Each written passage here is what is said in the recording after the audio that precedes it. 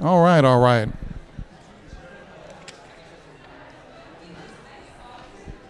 Good afternoon, everyone. It's now after 4, so we'll go ahead and get started. I'm really pleased to see such a good crowd here today. And for our lecture series, we have a great lecture series this fall. I hope you take advantage of it to the best of your ability. And tonight is certainly no exception. I'm pleased and honored to introduce my dear friend Daniel Glenn, an architect practicing in Seattle. We've known each other for over 30 years, and we were, about 60 then? Yeah, we old, man. And we worked on large-scale public housing revitalization, inner-city revitalization initiatives. He was doing it around the country, and we had started in Indianapolis, and then we ended up taking the show on the road too. As part of that, I have my business partner from Harmonics, Russell Lewis, here today, a CAP graduate as well, and an architect practicing in Indianapolis and also working with Powers and Sons. They're doing some amazing projects around the Midwest in Indianapolis and in the Chicago area, including one little project, the Obama Library. Yeah, they're wrapping that up. So I'm going to do the best I can here without messing Daniel up here. Daniel Glenn, AICAE NCARB, is a nationally recognized Native American architect specializing in culturally responsive architecture and sustainable design that reflect his Crow tribal heritage. He is principal of 7 Directions Architects and Planner based in Seattle, and I'm wearing my 7 Directions tonight in honor of Daniel as a gift. I told him I bought it online, and he actually brought me a gift tonight. His projects include the Stillaguamish Village, Seattle AIA 2030 Challenge recipient, and the University of Montana Payne Family Native American Center, which is a LEED Platinum project. He designed the Crow Dance Arbor and Little Bighorn College campus and buildings in his family's hometown at the Crow Agency of the Crow Reservation in Montana. He is contributing author to 2 volumes, 1 and 2, Our Voices, Architecture and I can't see that, Indigeneity, and co-author of and contributor to the Handbook of Contemporary Indigenous Architecture. He is also regularly invited speaker at national and international conferences and was part of a team of indigenous architects who were featured in the 2018 Venice Biennale and the documentary film From Earth to Sky in 2021. He was recently, his work has been featured on the cover. I'll let him explain that. But he did come here before under the leadership of Joe Bolello, our former dean here, and spoke, and I'll just never forget, he was standing right here talking about presenting to a large audience, and people were coming in the door and asking where to put their sidearms. But I'm going to let him I'm just going to turn this over to Daniel, and please, everyone, welcome Daniel Glenn.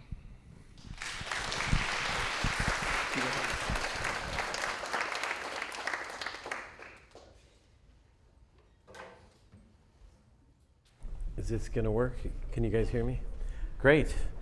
Well, thank you, Olin. Really great to be back here. And it's funny, somehow in my mind, my experience with Joe here was at the other university in India.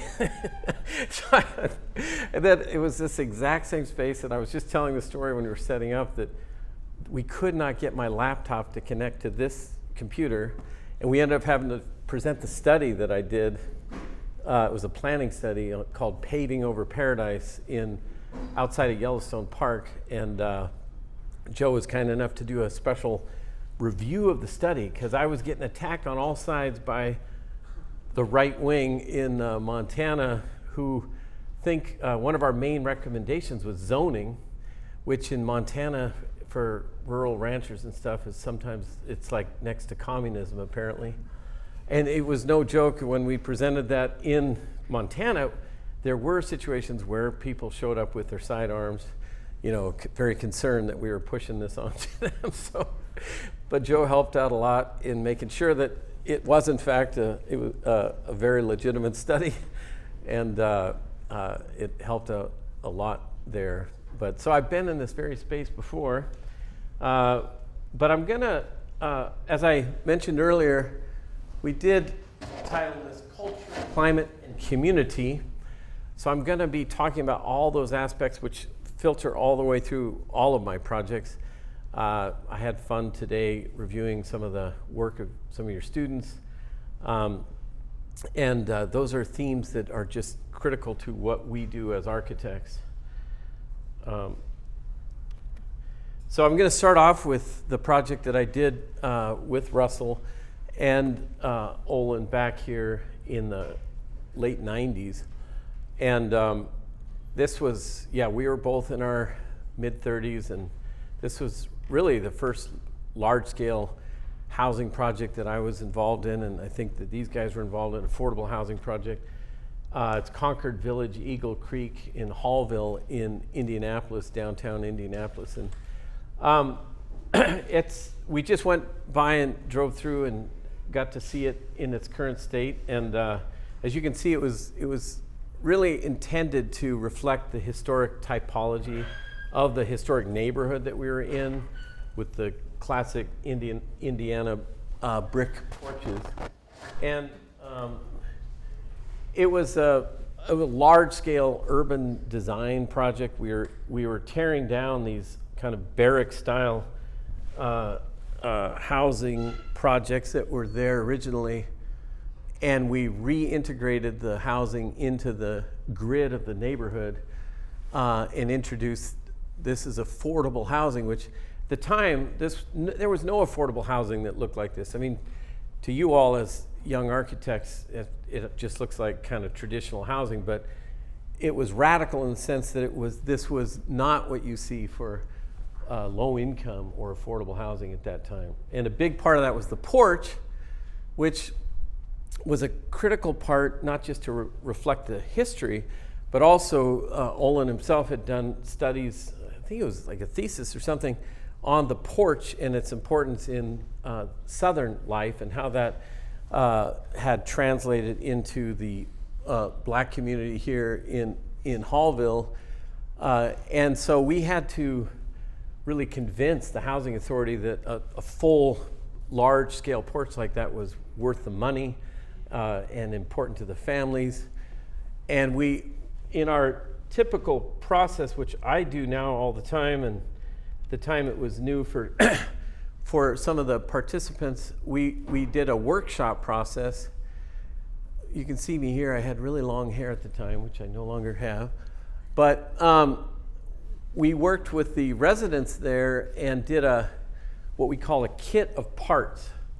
So we take the elements of the home and we lay them out, and then we work with the residents. And in this case, the residents were mostly a lot of single moms and grandmothers, and the architect that we were working with out of Boston had done a preliminary design. It had a master bedroom, remember that, on the second floor, and then on the ground floor it was the kids' bedrooms. And I remember these mothers were in there like, well, how am I supposed to look after my teenage kids downstairs when I'm up hidden away upstairs?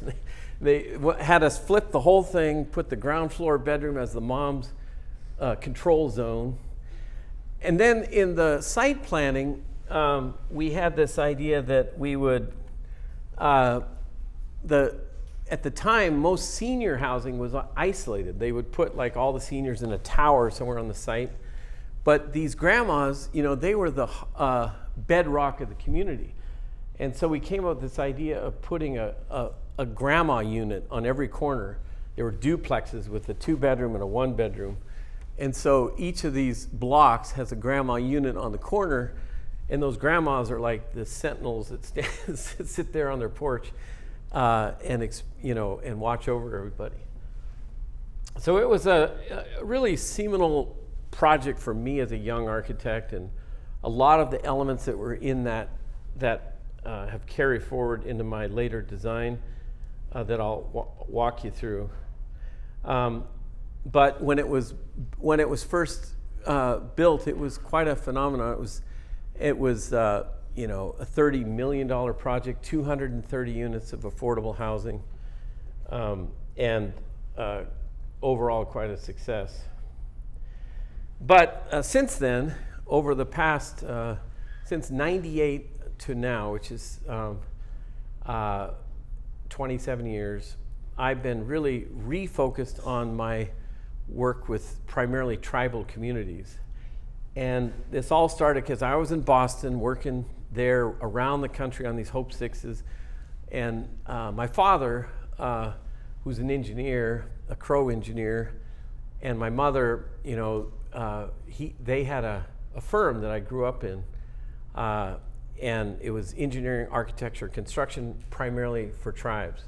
And he convinced me to come back to Montana and start working with my own community, with the Crow tribe, and then with other tribes of the region.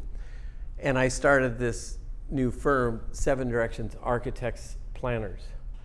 And this has been my life's work ever since. This idea of kind of returning home to find your voice as an architect, I think, is a valuable thing. I was part of a conference in Melbourne, Australia, organized by an Aboriginal architect, and he titled it "Go Back to Where You Came From." And he was playing, it was a play of words on the kind of anti-immigrant thing, but the idea was that as Indigenous people, it was an International Indigenous Architects Conference, that we should return to our home territory, learn about who we are first, and then bring that knowledge to our own people and find our voice. And so since then, I've been working on projects all over Indian country and elsewhere. We have a largely indigenous firm. It's a small firm with 7 folks, including my son. Did he make it here? Yeah, there he is. Got you in there, Jack. He's also a part of our tribe, which is the Apsalaga Nation or Crow Nation in Montana. And we have Colombian mestizo. Mestizo means mixed blood. And Nicaraguan mestiza and a Sikanju Lakota architect are Euro-American. We have one of, and then we have a native Hawaiian as well. And we have a small firm, but we collaborate with many others as well, and we do large scale and small scale projects. So I wanted to introduce you a little bit to the concept of contemporary Native American architecture with, this is the intro to the film From Earth to Sky, Indigenous Architecture of the Past, Present, and Future. To give you kind of an overview. The vision of the elders to love the rivers and the forests and the mountain streams, and to love the clear waters and the wind that blows across our brow, so that we all will have a future together. Young people, if they want to be architects, they have that right and that responsibility. It's almost not a profession, it's a mission. We need doctors, we need lawyers, we need architects. We didn't know in those days we could be those things. I'm a member of the Oglala Lakota Nation. I was the first Indigenous woman architect in America. It's a little bit late in the game for me to be the first. Being Indigenous to me means mostly a value system, a system that understands the gifts that Mother Earth has to offer, and there's an optimism about the things that are ahead of us. And it's about working in alignment with all of the natural forces that are around us. I want to be remembered as someone who creates spaces that are full of soul and spirit and reshaping the way we think about things. Moving forward into the future, it's important that we bring the knowledge from the First Nations people and their connectedness to the land to find a new way to live with this earth. Ultimately, to me, the real test of what is an Indigenous architecture is whether the Indigenous people who it's serving actually see it as their own. They say, this is ours. There's tremendous suffering in Indigenous communities, but at the same time, there's such a beautiful and powerful culture. I see our work as Indigenous architects as carrying that culture forward. What's important to me in the evolution of Indigenous architecture right now is for us to act as advocates for our tribal communities as well as our students, giving them a voice within the subject of architecture. Create classrooms where our Indigenous students can explore notions of indigeneity through design. Cultural elements were ripped violently away. To build that back again so that people can see what was there makes an impact. We heard the pain, the grief, and the anger of people from different parts of the world. To be joined together, to unify it, to become a powerhouse, to take us into the future. We have the responsibility of setting an example to the world as a whole. There's a sense of hope. I think that's beautiful.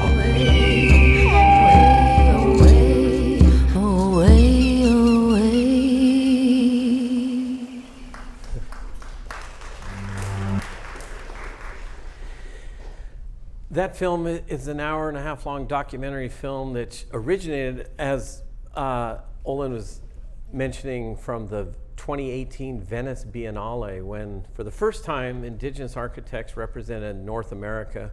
Ironically, it was not the US, I don't know if you know about the Biennale, but it's kind of like every 4 years. It's like the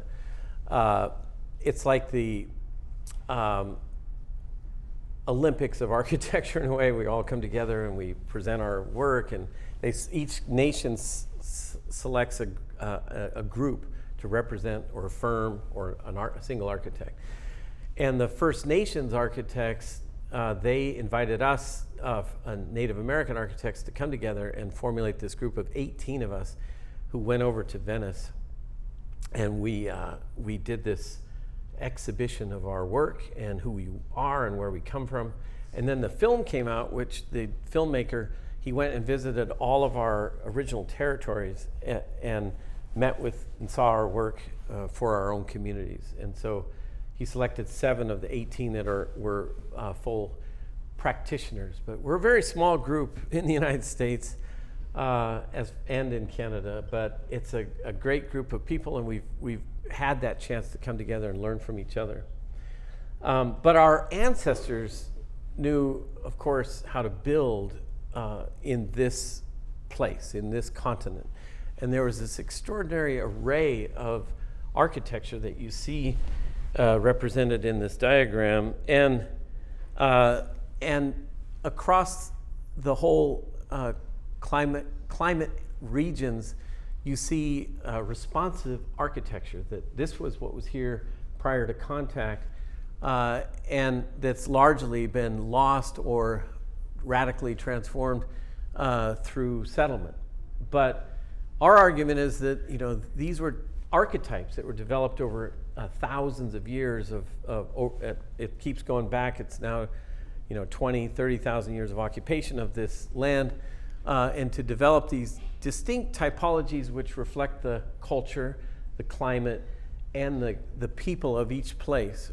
And so we don't, in our work, we don't try to replicate these typologies, but with each tribe that we work with, we try to learn from these typologies and apply them both not just formally, but how did they respond to the climate? What materials were they using? And how can we learn from those?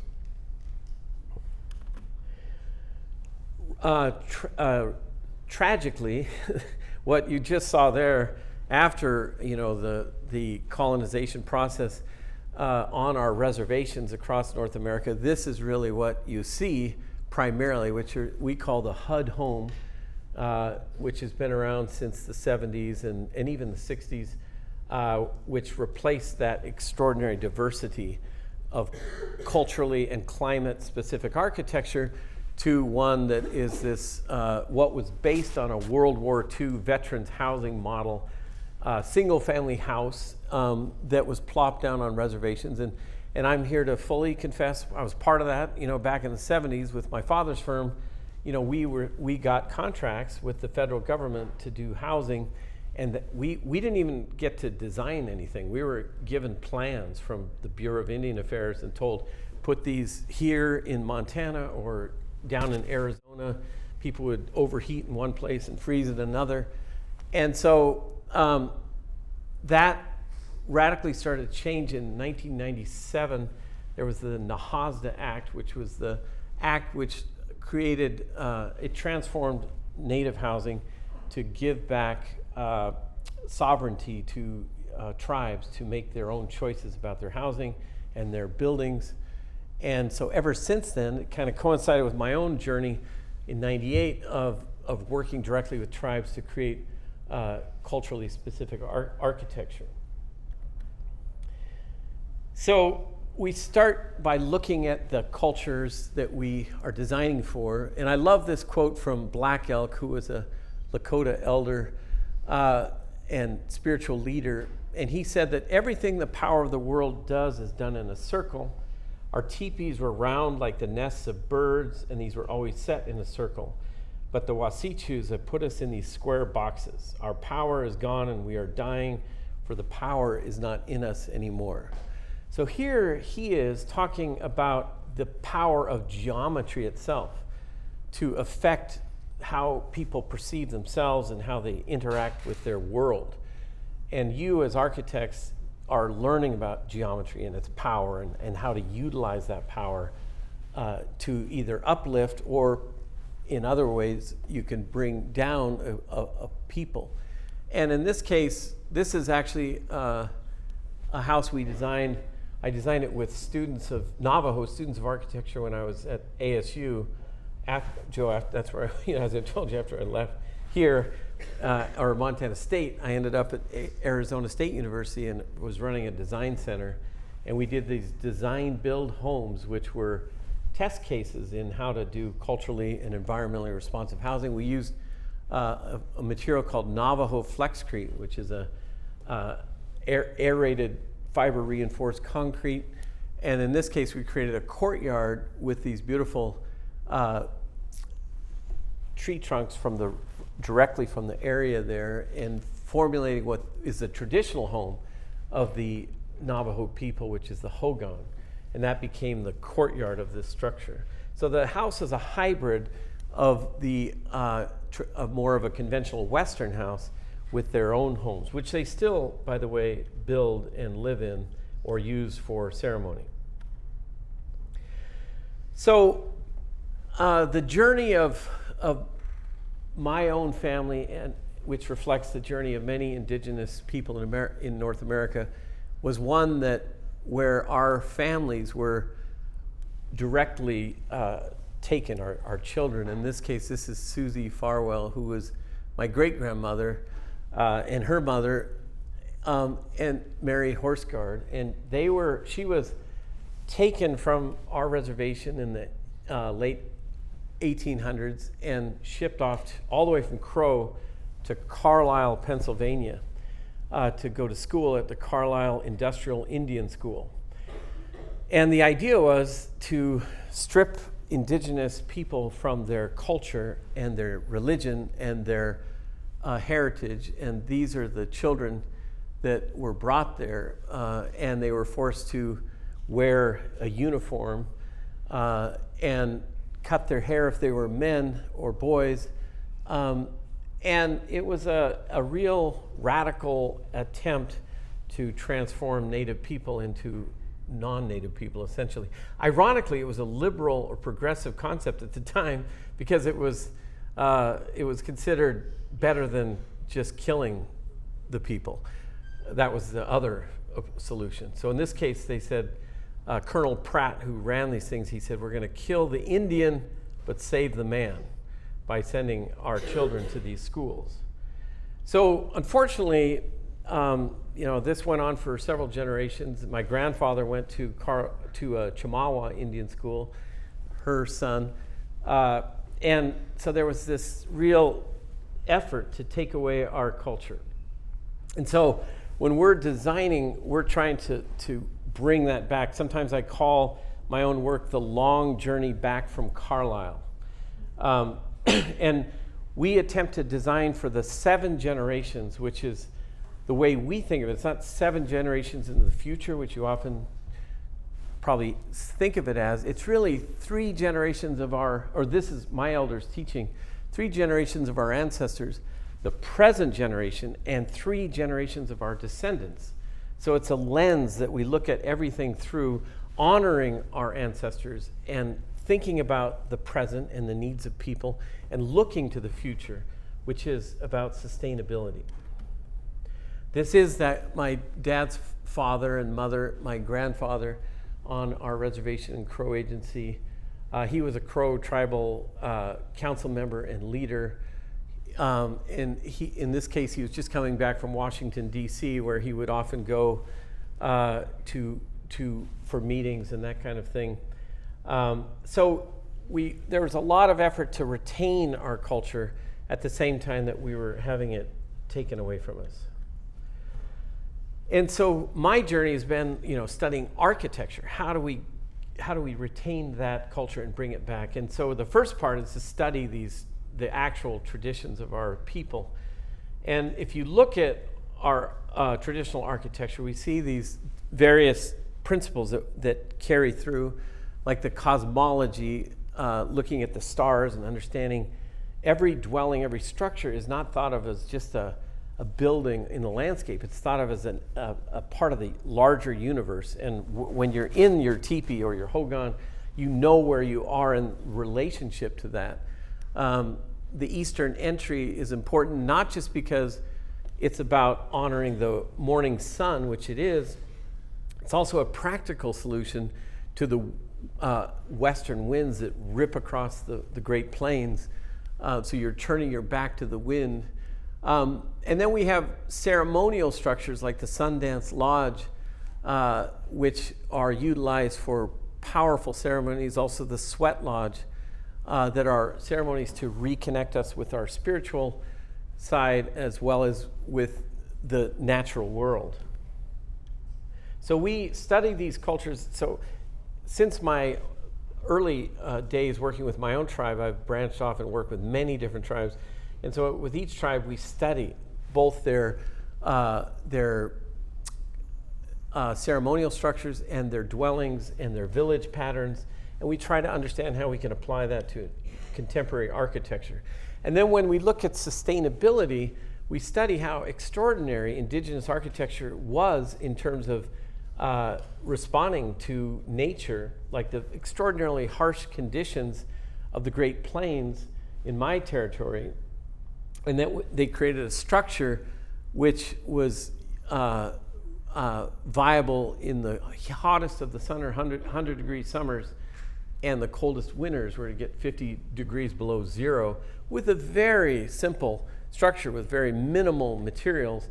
And it's also a dynamic structure that changes with the seasons. So how do you apply that concept to a contemporary structure? And then we also look at the village. We don't just look at the structure, we look at the larger villages and how our people inhabited the land. And villages are very different than like a housing development, which is like how we often think of, or subdivision.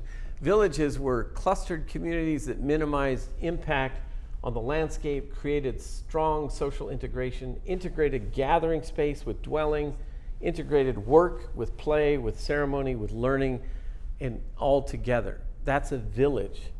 And so that's, again, something we can learn from. How do we create villages instead of subdivisions?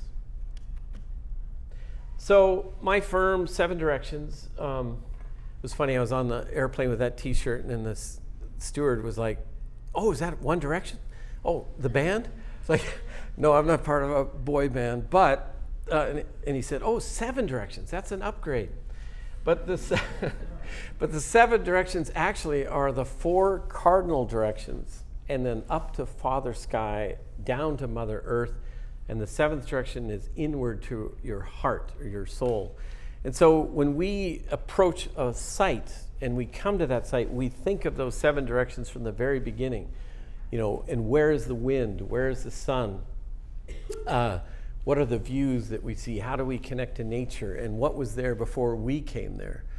And that is why we named it the 7 directions. And so every project that we have, we approach from these different aspects of starting with the building site and how it's oriented and how does it connect to those aspects. The form of the building is always important to us, not to replicate those historic archetypes, but to reflect them in some way that is meaningful to our clients. So when they look at a building, they see themselves in it. They realize it's theirs. It's uniquely theirs. We always try to create spaces in all of our buildings which create a place for gathering, for a sense of spiritual connection to that larger universe, and daylight, bringing that into the project. And then materials and structure are critical to creating a contemporary indigenous architecture that reflects that indigeneity. People connect to different types of materials, like the Salish people I work with now on the Pacific Coast are very tied to cedar, whereas my own people are tied to the lodgepole pine. And each different place has different important materials. And then patterns and colors, which is often the first place people think of, it's cultural, so we're going to put some cool images and stuff. But it is very important. And oftentimes you'll see with the native architecture, it'll be kind of pan-Indian. It's very important if you're going to incorporate decoration or patterns that you engage your clients, you talk to elders, you find patterns and colors that connect to that particular community. So whenever we start a project, we start by looking at the history of the people there, and we look at the climate, the ecology, the materials, the building types, and the various cultures of that region, and we try to understand those and apply them to contemporary projects. As I mentioned myself, I'm from the Crow tribe of Montana, which is in the southeastern corner of Montana, but we have 7 reservations, now 8. The Little Shell Chippewa have a tribal reservation again for the first time. And so this is our territory. The Crow originally had this very large, also stretched into Wyoming area, and our neighbors, the Lakota, to the east. So these are images from the design of the Payne Family Native American Center that I designed at the University of Montana. And this project, as in all of our projects, we do a very interactive engagement process. And for this one, since we were designing a native center for a state university, we wanted to involve the tribal colleges, of which we have 7 in Montana. And we had leaders from those tribal colleges and cultural teachers who came together along with native students and the native faculty to help us develop the concepts around the design from the very beginning. This is a matrix of the 12 tribes of Montana. I did this project while I was teaching at Montana State and I had my students do a studio, and they were studying the same concept for Montana State University, and they helped, by studying all these different tribes and looking at what all the aspects were. This is a gathering on the site where we were going to build the building, and we came together with all these elders. And what was interesting was we were told early on in this project that we were going to have to, there had been a kind of a new trend on the campus where you had to not reflect if we were building in the historic core of the campus, we were supposed to design a building that was going to reflect those kind of neo-Victorian buildings that were built at the turn of the century on that site.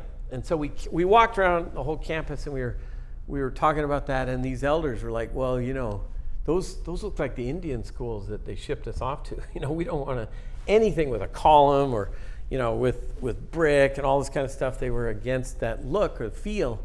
They wanted a circle to be the heart of the building, which the circle is very inherent to indigenous cultures around the world, but in particular in the Plains tribes, like our Teepee Lodge, our Sweat Lodge, our Sundance Lodge. So they gathered on the site and they proposed this to be the heart of the site, and that there be a circle that become the main gathering space for the building.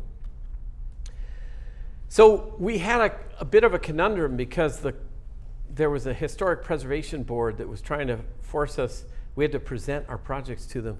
They said, well, if you're going to build on our campus in this historic core, you're going to have to, reflect the historic architecture of the campus. And I said, so we fortunately, with some research, we found this photograph, which was of the campus, just 10 years or less than when they started building in 1890, the main core of the campus. So he said, yes, we want to reflect the historic architecture of the campus, and this is the historic architecture we want to reflect. And so using that photograph, we were able to successfully make an argument to the preservation board that we were honoring that request. So this was the layout of the site, and we had this whole corner of the campus, which faces the main central part of the campus itself. And that campus, like most campuses, was entirely composed of Kentucky bluegrass, as we call it, lawn spread everywhere, which is totally foreign to that region, and has to be. We sometimes call it a rug on drugs because it has to be, given so many chemicals to keep it alive, as well as water. So we wanted to reclaim this corner of the campus, and with all native species. This is the building footprint, which we carved out basically by trying to avoid the large existing trees on the site, which was one of the requests of the elders we were working with that central circular space here with a main entry facing east.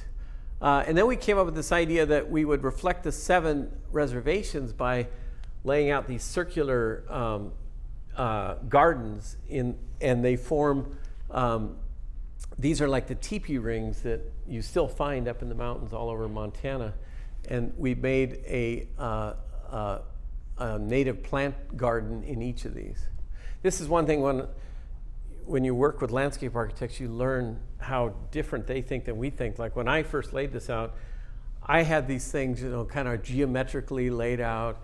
And then the landscape architect said, well, you want plants from this part of the state over here, and this part, and so she relayed the whole thing out to this is where the sunny part of the site is, so we could put these plants here. This is the shady part over here.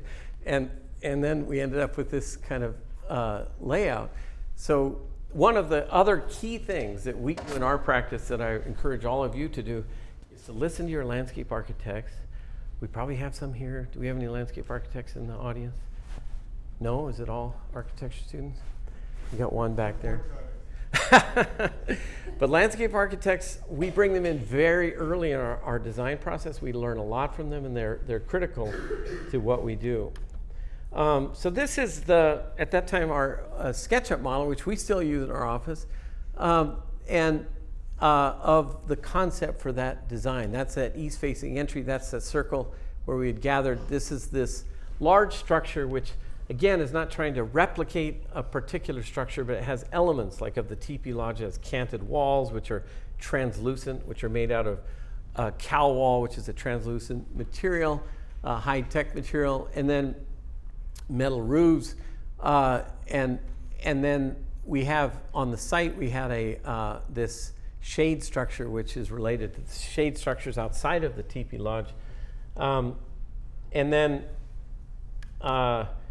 the building is also designed. It's a LEED platinum building, as Olin mentioned, and so to get to that, we did a whole bunch of strategies to get us to the LEED points and to make a building which uses about 60% less energy than any of the buildings on campus. And it was actually the first LEED platinum building in the state of Montana and on any campus.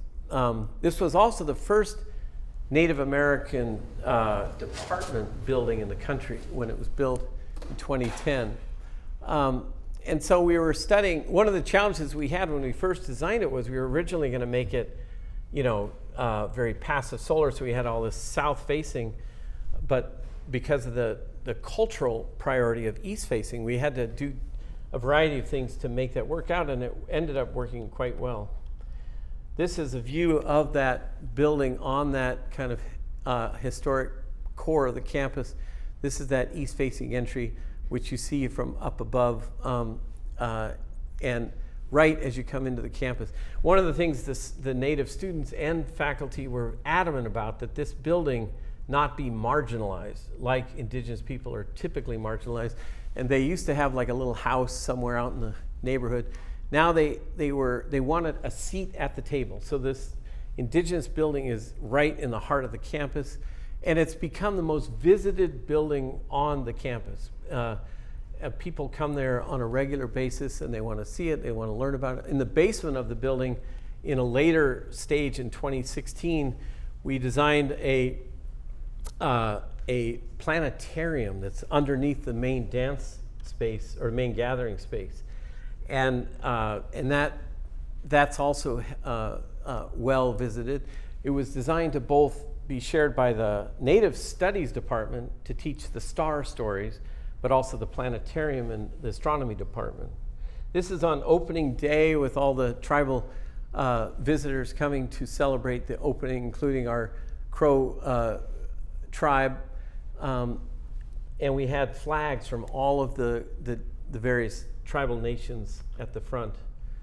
And then we have the seal of all of the nations wrapping around the building. This is Joe Medicine Crow on opening day.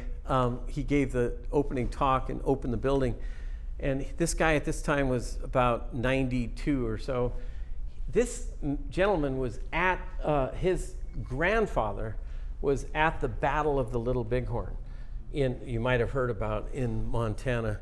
And he was told the story by a survivor of the Battle of the Little Bighorn. And then he became a tribal historian himself.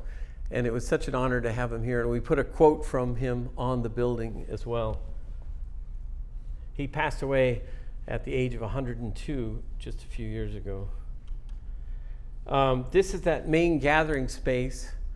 And one of the things we do in all of our buildings, whenever possible, is we do what we call art integration, where we bring patterns, colors, and actual artistic elements throughout the building. In this case, we used a Blackfeet war shirt pattern. This space honors the 12 tribes of Montana. So each of these, it's a 12-sided dodecagon, which is the main structure. And each of those sections honors one of our 12 tribes. So I'm going to jump back to my own territory. This is the Crow tribe, and my latest project on the Crow Reservation, which is the Crow Dance Arbor. This was just completed a couple years ago, and in that film clip, you saw people dancing around the old dance arbor. And then we built this one just a couple years ago on the same site where we've been holding our Crow Fair dances for over 100 years on this exact site. And so we wanted, you don't see it here, but during Crow Fair, this entire grounds is covered with teepee lodges. We call it the teepee capital of the world when it's in camp. There you see it. And every year I go and camp with my family there. This is some of my family members. That's my lovely wife, Bonsi. And this is one of the dancers who's been dancing on that site for over 60 years, and he was my main advisor on the layout of the dance arbor. These are our teepee lodges. Each family has an encampment that we keep over many years. And so we bring our teepee lodges.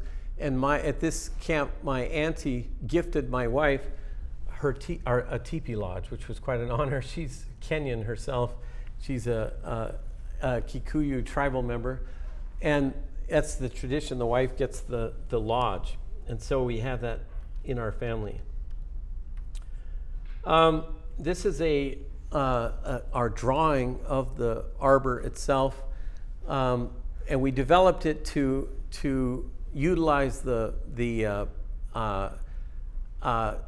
same pine poles that support the structure that support our teepee lodges, and reflect the teepee with this triangulated geometry that goes all the way around the structure.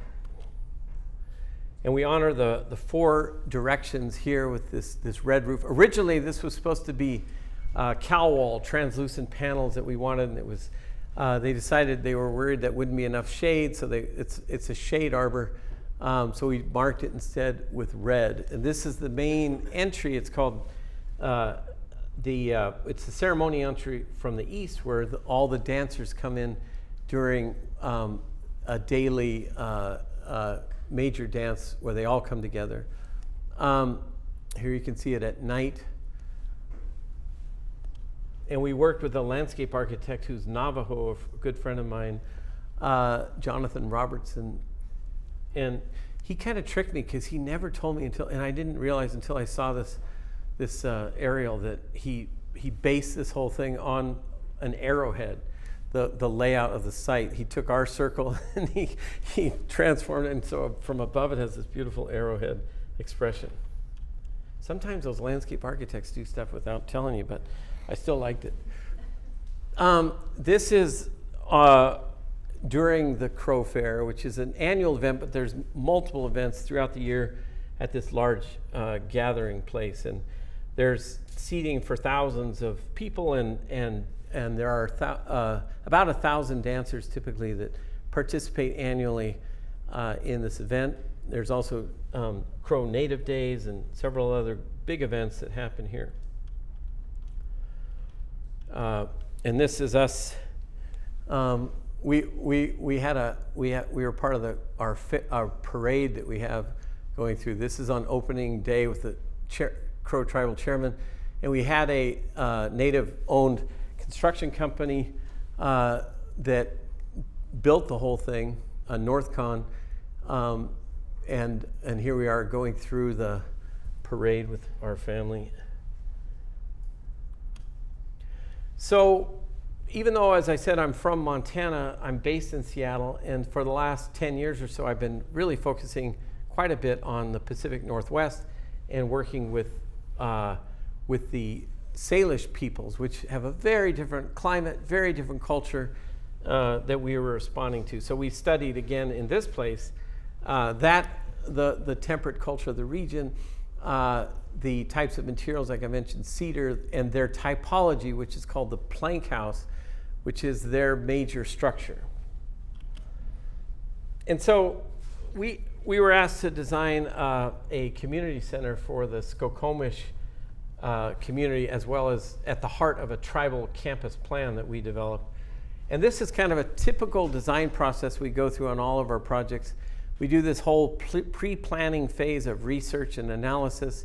Then we go through the master planning and conceptual design phase, which is where we get the bulk of our input from our clients. We often do multiple concept designs and design options. We do the kit of parts modeling that I mentioned before, which is really valuable when you're dealing with culture, because a lot of stuff cannot be translated in words, and people give you this information with a hands-on process. And that leads to a final design before we go into full design and construction documents. So this is the Kit of Parts workshop for the Skokomish Community Center. This is the chairman of their tribe, Mr. Miller, and we're gathered here. When we do these design workshops, what we do is we typically will take a big group of people, we break them into smaller tables, and we have them work independently and create multiple concepts. Then we bring them together, and they themselves present back to each other. We have them select a team leader, and then they say, well, here was our idea, we were thinking about this. And it's a consensus building technique that also allows the idea that everyone's got great ideas, there's a lot of stuff to go together, but ultimately it's our job as the architect to figure out how to bring those ideas into a consensus plan. And so for this building, we came up with utilizing the longhouse, which is a long central structure, traditionally was a dwelling with housing for tribal families on either side and a central common area. And we turned that into a building which has a very powerful ceremonial space at the beginning, a cultural workshop area, offices, an elders' lunchroom and commercial kitchen, a fitness center, and a big gymnasium, which you'll be surprised to hear is a cultural response, because in Indian country, basketball is king, sort of replaced the warrior tradition for Plains tribes and a lot of other tribes around the country. So we're taking a typology, which is a timber-framed longhouse with cedar siding, and we're transforming it into a complicated, much more complicated, but related structure with a whole bunch of different uses. And then as we develop our designs, this is a section to the full building. We also start to go through what we call our art integration process. And in that process, we engage tribal artists in the process. In this case, we had a dozen tribal artists who we went through a selection process with their cultural committee, picked these artists, and then we assigned them, we got a budget pulled together, and then we assigned them a variety of different elements, including these acoustic panels, this carved doorway, floor patterns, and all kinds of elements throughout the building, on the interior and the exterior. And then this is the building under construction. We built this with structural insulated panels and heavy timber cedar log structure and glue lamp structure. And it was designed to be a net energy zero building. And when we do this, the way we do it is we partner very early on with we bring in our mechanical engineers, in this case a firm called AICAE, and they modeled the building, and they told us how much south-facing roof we needed to get to net zero. So we offset the roof to the south and created a large enough panel area. And it's kind of remarkable that you can get to net zero in a rainforest, but you can if you do it right. And we managed that. This is the front entry of the building with the translucent cow wall for the entry porch. This is facing east, but for this tribe, it's not so much the east entry that's important, it's the facing of the water. So the Hood Canal, this beautiful part of Puget Sound, is just down the way, and this faces that, and this is where they come together for ceremony. This is showing that south-facing panels which get us to net zero on the inside.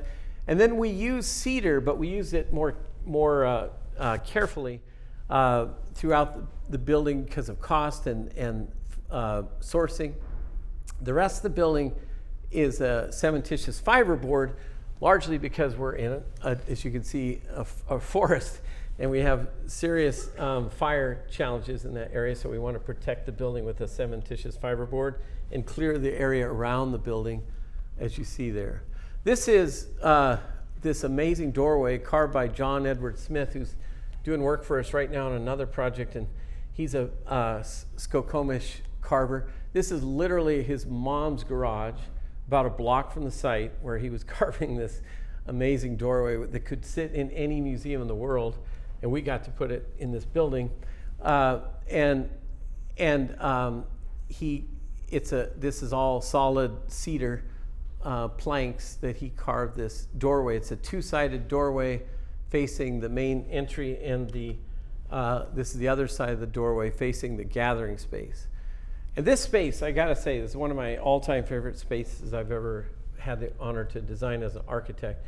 And the biggest compliment I ever got, I would say, from a tribal community, was there was an elder here, Delbert Miller. He said, when we walk into this space, we can feel the power of our elders, and they're speaking to us. They're here with us in this space, and they're here because we've brought in all these elements that makes them feel that they're present. And that's a critical part of what all this art and integration is. So we worked with their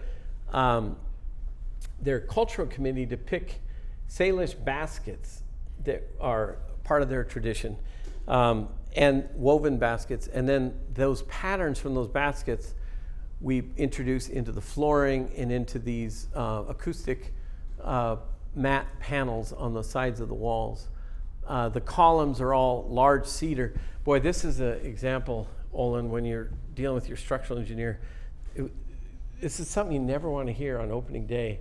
The structural engineer is looking at these columns. He's like, wait a minute, are these are cedar? These don't look like Doug fir. I'm like, what? Why are you asking me this now? I was like, what? He designed it as though it was Doug fir because that's what everyone builds out of. And he never even checked. But thankfully, we didn't select the logs by his structural calculations. We selected them by the scale to reflect the space. So they're way oversized, thankfully. But he had to double check because if they, cedar has a much lower strength, especially laterally, and than Doug fir. But it's in an earthquake zone, so it's pretty critical that we got that right. So here's a close-up of that amazing doorway carved by John Edward Smith. So this is, since we started with housing, this is a tribal housing project for the Stillaguamish people north of Seattle, Washington. And we started on a chunk of land here which was right on the Stillaguamish River, which is their original territory. And this was the first village being built by this tribe in about over 150 years, because they had been decimated and removed from their land and had returned and had to reclaim their territory and essentially buy back their own original territory at market rate. And they got this nice big parcel which had been a tree farm. So we were careful to leave as much of the old growth that we could find, or older growth, and carve out this new site plan for the project. And as usual, we studied their traditional typologies. This is what their villages looked like along that riverway historically. And then these are their current tribal structures scattered around the community. So we did a large-scale SketchUp model of the entire site, and the project included this. You come in the main entryway, and then there's a canoe workshop, a wellness clinic, a learning center, and then a longhouse pavilion, youth townhomes, and then family housing, elders' cottages, and an elders' longhouse, we call it. And this was the only thing on the site when we first arrived, which was a community center and a parking lot. And this is that wellness clinic, which we designed. And all of these structures are variations on the longhouse, but with different uses and different approaches. And in this case, it was this wellness clinic, and we sort of created two side-by-side longhouses with a connecting administrative wing. And then even we took the longhouse concept, which had, as I mentioned, family housing on either side and an open space in the middle, and that became the nurses' station in the center with clinic rooms on either side. So when we're thinking about these typologies, we're not just thinking about how they look, we're trying to think about how they use space, public and private space, and develop those with their structures. This is that wellness clinic. This is our canoe shed, the elders' longhouse, and the original community center. So the canoe culture is still very strong. It's in the Pacific Northwest. They have a thing called the Canoe Journey, which has been going on. It was revived about 20 years ago in the 90s. And they have canoes that they build, and then each tribe has what they call canoe families that join in this huge journey. It goes all around the Puget Sound. And so the carving is very important to them. They also, in this case, they do carving of welcome posts. They're called totem poles. That's a different culture. These are the big cedar logs that we made the structure out of. This is the inside of that canoe carving workshop. And then we created this Elders Longhouse, which we took the longhouse concept and we made it into a multi-family structure, in this case elder housing. Each of these are units. They're 2-bedroom units which share this central common space.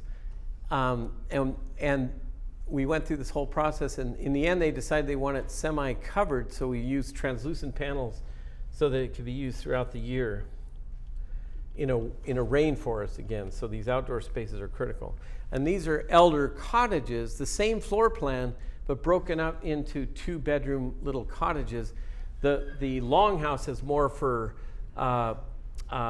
the elders that are less ambulatory, and these are for independent elders with their own cars that you see here. And then we created this whole little phase 1 of family homes that wrap around this park in the center. And then what's not shown, I guess, is the bigger picture master plan. So this is the first phase, and then there's 3 more of these same clusters that will be built down to the river itself. And then I wanted to share with you a non-native project, which in this case is the Plaza Roberto Maestas. It's actually a multicultural urban project in downtown Seattle. It's a mixed-use, transit-oriented development of 110 units of affordable housing for an organization, a nonprofit called El Centro de la Raza. This is the site here, which was an old school building, which they literally took over in the 70s through an occupation of the site to reclaim that abandoned school for the Latino community. And they've held on to it for the last 50 years. And then they were able to acquire the adjacent parcel, which is where we designed this new affordable housing community, right next to a transit stop, which is right here. So you can see here, now in this case, we were reflecting more of the Latino tradition. So we were, I speak Spanish, and I spent a lot of time in Latin America, and I wanted to reflect some of those concepts, and so we treated this like the traditional plazas that you see throughout Latin America. This is the great central plaza. We call it they call it the Four Cultures Plaza. And the whole project was designed around El Centro de la Raza, which they call the Center for All Races. And the 4 broad races that they were celebrating in this place are Native American, African American, Asian American, and Latino, which is reflected throughout the project in a variety of ways. This is that main plaza. In Latin America, at the end of the plaza would be a church. In this case, it's the main community building of this structure with this new entryway that we created. And then there's mixed use, so we have retail here, we have a child care here, we have a community cultural center here, and then we have management offices and then live-work units on the other side. So here's a view of that in our SketchUp model layout. And a big part of the project was art integration, which I'll get into. So this is I guess a better floor plan. You can really see the layout. One of the early concepts we had was for economic development was to have starter food carts. So small businesses could rent a food cart. So we created storage for these food carts, and they bring them out here, and it's been quite a big success. They have the food carts throughout the year in our temperate climate. These are those renderings. We have a rooftop garden. I was talking to some of the earlier students earlier about upper level space in multifamily housing. It creates a very safe environment for families. And then when we create these types of units, we have the entryways directly coming out onto the second level courtyard, as well as child play areas.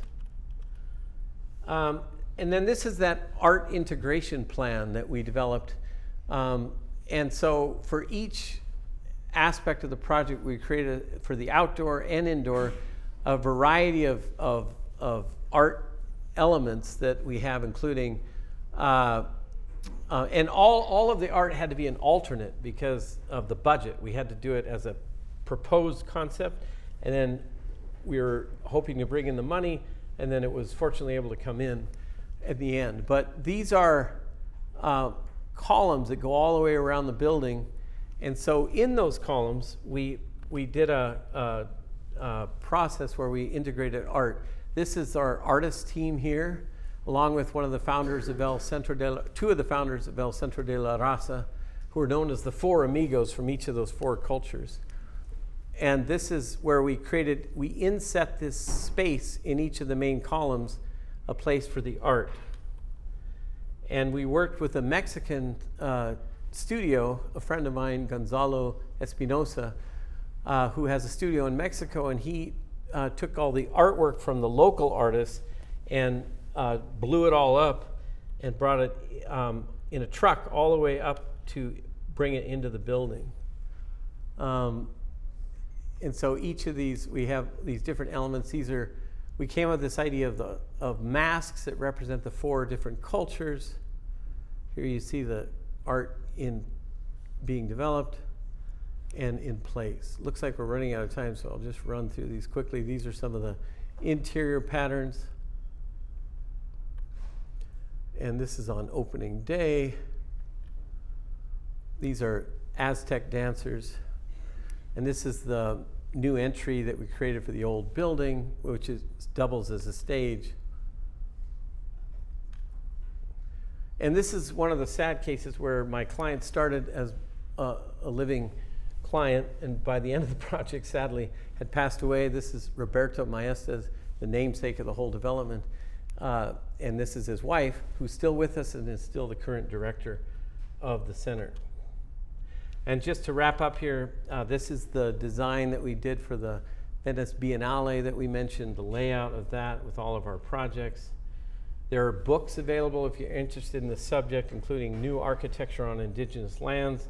We have 4 projects in this book, and the Handbook of Contemporary Indigenous Architecture. I was one of 4 editors and contributors of dozens of contributors to the project.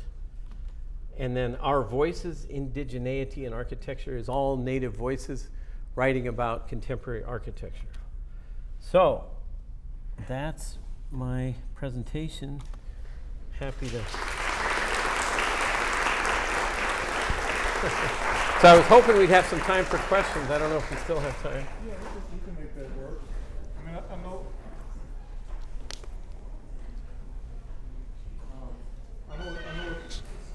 I know it's 5 and some people may have to go. Before we start on Q&A, if we have some practitioners here, we have a sign-in sheet out by the front door for continuing education credit. So there's a sign-in sheet. I think there's a money box next to it as well. So if we have any. Again, let's give a hand to Daniel Glenn for coming here. Thank you. I'm proud to say that I know this cat and I know this guy, you know.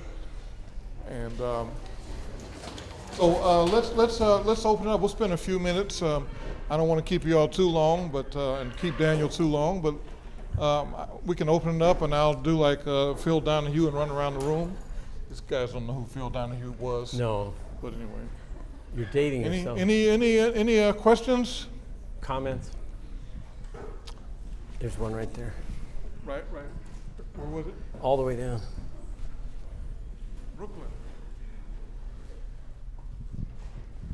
What inspired you to go back to Native American culture in your designs from the architecture that's taught at like Ball State? What I miss?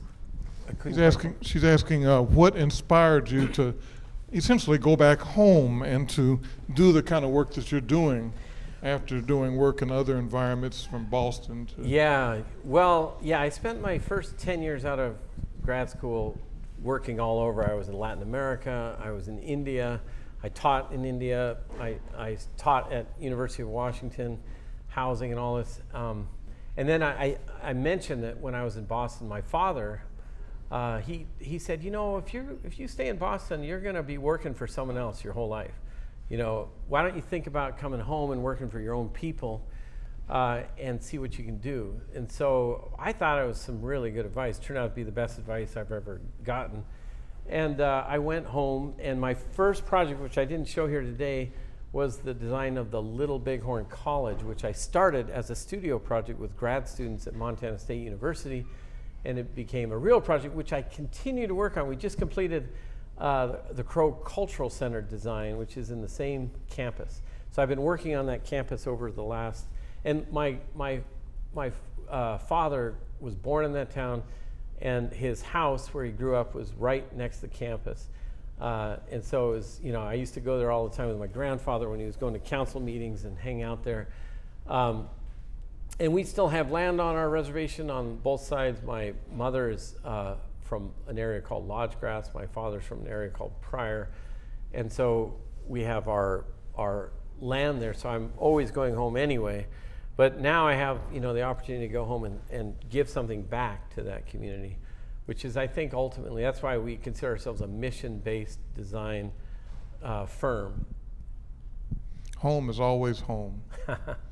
But it's funny, I've given this kind of talk all over, you know, the world, and I've gotten comments like, I was amazed. I was in England, I was giving this talk, and I first had to explain that Native people are still around, you know, like they all think we all died out, and it's all from the Western. 1920s. Yeah, right? yeah. But then there was a woman there who was actually Siberian, Russian, from Siberia, and she was like in tears. She was like, this is what I want to do. You know, I want to go back and work with my people. And it's whatever people you come from. It's not just, you know, I think it's really powerful to do that, you know, and to find your roots. Olin's done that very same thing, like when he's going down to learn like about the porch and the porch culture, and then bring that into the work that we did together. Other comments, questions? Sure. Got one back here.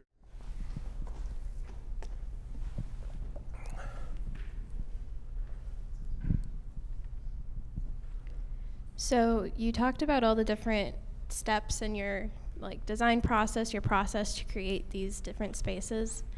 What would you consider your favorite part? Because obviously you talked about learning about the environment and learning about the history of the place, and then you also talked about the actual work it takes to design it. What would you consider your favorite or the most important part? Well, I would definitely say my favorite part is the community process. You know, really working directly with tribal members and hearing their voices, what they want to see in the work. And, you know, it's the only way we can successfully create something that is meaningful to our client is to listen to them and to get that input. And it's something that we get a lot of flack as architects for not doing. When I was at MIT, I had a classmate who wrote a book called The Fountain Headache. And I don't know if anyone still reads The Fountainhead, but there's a book called The Fountainhead, which was a kind of a spoof on Frank Lloyd Wright, written by a woman who happens to be a authoritarian fascist named Ayn Rand. But in that story, she celebrates the architect as the Ubermann, you know, like this idea of the great man that will, and it's always a man, that will, you know, use his vision for his client. And the client's kind of in the way, you know. The climax of the book is he literally blows up a housing project because they had the gall to put decks on the units and mess up his sheer walls that he loved. And so the fountain headache is this idea that that's how we should act as architects. Like we should just, we have, it's our vision and we're gonna deliver it to this client. The client's just sort of someone we use to create our vision. But the reality is it is our vision as architects. You have to have vision. You have to be a visionary to be an architect. But you have, if you're doing it right, in my opinion, you're channeling the vision of the people that you're working with. You listen to them, you find that vision, and then you, as the architect, your job is to figure out how to make that into architecture. And it can be, it's a wonderful challenge. And with, things like contemporary indigenous architecture, it's a fine line, between you don't want to caricature, we have to be careful. Like we have clients who we had one when I was doing the Little Bighorn College that, they got all excited about the teepee and they wanted us to design this giant teepee in concrete with layers, and it's no, we don't, because you don't honor those archetypes by caricaturizing them. You honor them by finding the power, the element, the beauty, the symmetry, the shapes, the translucent nature of the skin, these elements that then you bring in. But you can't go too far in the other direction because then it becomes unrecognizable to the client. If they don't see elements of themselves in it, they don't get it and they don't feel it's theirs. We have one more in the back here and then Joe up front. Oh, okay. Go ahead. Yeah, thank you so much. This was fantastic. I'm thinking about the housing you did in the 60s and 70s, that government housing that you took part in.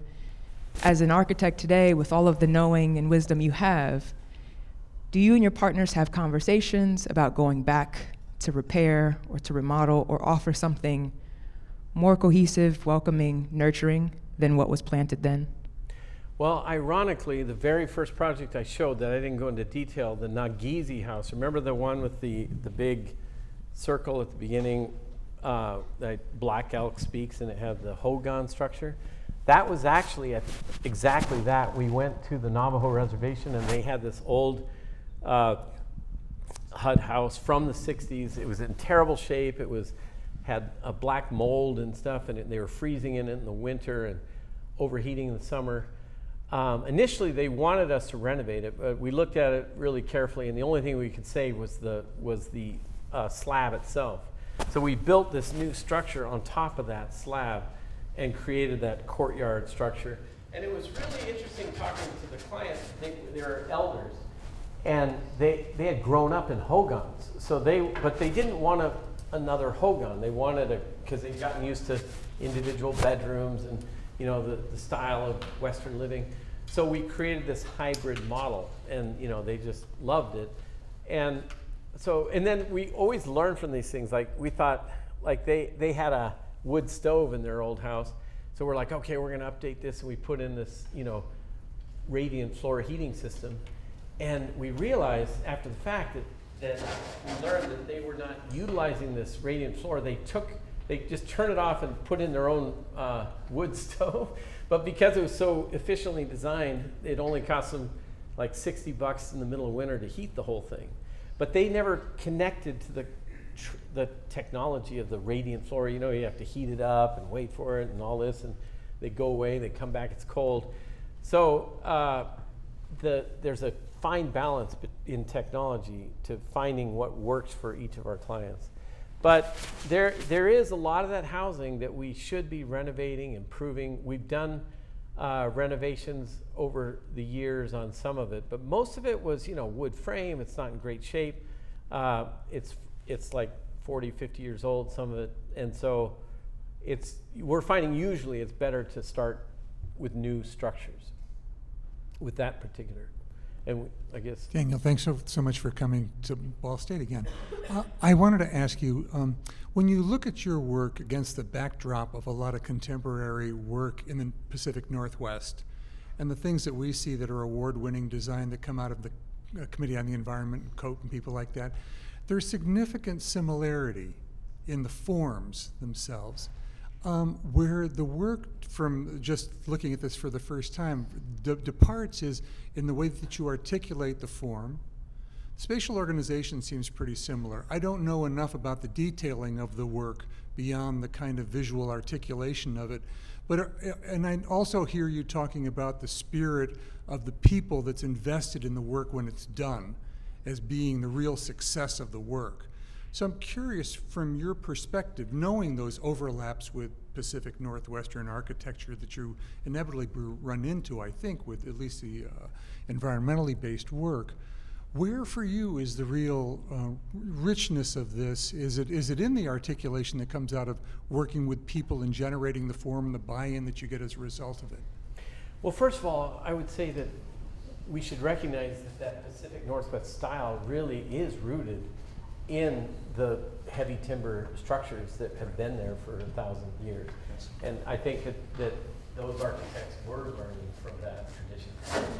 If you even look at someone like Frank Lloyd Wright in the Midwest, I mean, he was one of the very first architects to study indigenous architecture at the basis of a lot of his projects and to learn from that.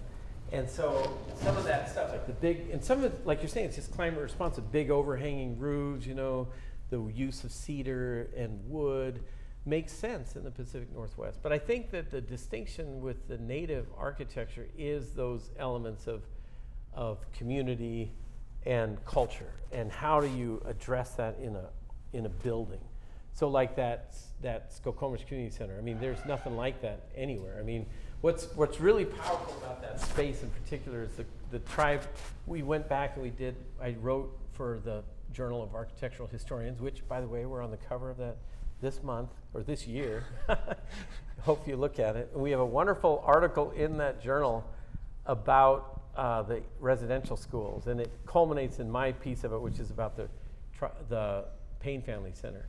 But that idea of how like when we went back and talked to those folks, they said when they are visited now by like people from the state government or the city or county, and they come in there, they know they're in a special place. They're treated differently when they're in that place than they were before, when they're in an old gym or whatever that has been put together. So I think that the spaces themselves can be transformative.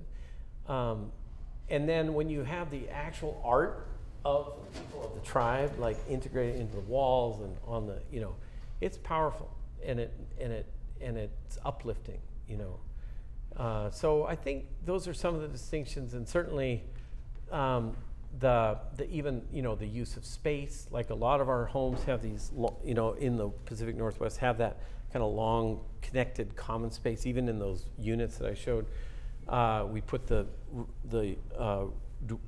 bedrooms on either side of that space and create this common area that goes from front to back, and it connects them to the site more. So yeah, there's subtle differences. One of the key things I find is that cultural design can sometimes come down to very subtle things, like how is the kitchen placed? How is it related to the living space? Like when we do multicultural designs, like we did one called Unity Village in Seattle, and we were dealing with an incredible array of immigrants from all over. And we had, you know, how do we design this single unit type that's going to serve an Iraqi family who's Muslim, and the women are like segregated within the household, and then, or a Latino family where the woman is like the heart of the house and like everything's around her in the kitchen, all this kind of stuff. And how do you create a design that works for that? And we come up with things, like in that case, we created a kitchen that has a separating screen that you can close or open. So for the Muslim families, the women can close the thing, cook everything, they bring it out to the men, which is how their culture is. And in the Latino same house, they open it up, they're interacting, there's all this, you know, back and forth. So it's really, you know, down to that level of detail that you have to think about when you're doing culturally specific design. You know, like one thing I learned from our alumnus, our emeritus Neil Pereira, taught me that we are facilitators. What we are being taught, what we're learning here today, is to become facilitators of the people's process, which is exactly what you said earlier. You know, we learn how to facilitate and use the skills that we develop here in order to help people realize their own vision. And it's such a powerful, simple notion. You know, gone are the days of walking around with a cape talking about this is mine. You know, this is yours. Unfortunately, it's not gone. It should be gone, but you still see a lot of them. Yeah, yeah. So again, Daniel, thank you so much. What an honor to have you here today. Well, thank you. Yes.